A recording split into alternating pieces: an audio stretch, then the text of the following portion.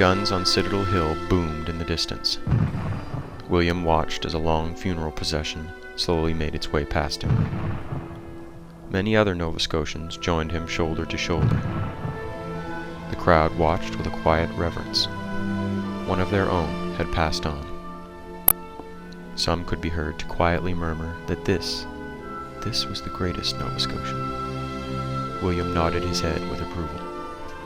The long procession was transporting the body of Joseph Howe from the government house to the Camp Hill Cemetery, where he would be interred.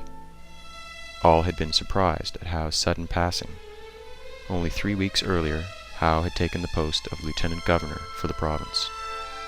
Joseph Howe would have known the young man now watching his funeral procession, as Howe had represented Minasville both federally and provincially for almost 20 years.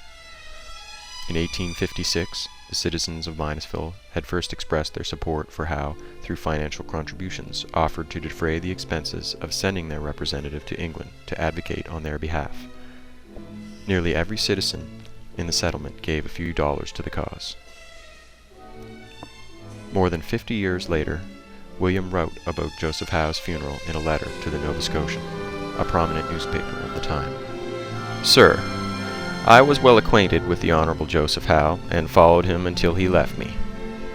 I attended his funeral, and it was the shabbiest funeral I ever saw of a great man. The old hearse was muddy, dusty, and dirty. The old horses that hauled the hearse had not been groomed for a month, and one was very lame.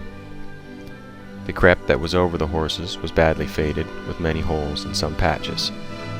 I was mad for a whole year.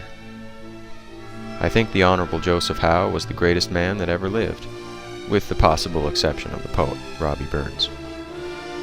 William Scott, Minasville, January 12, 1925.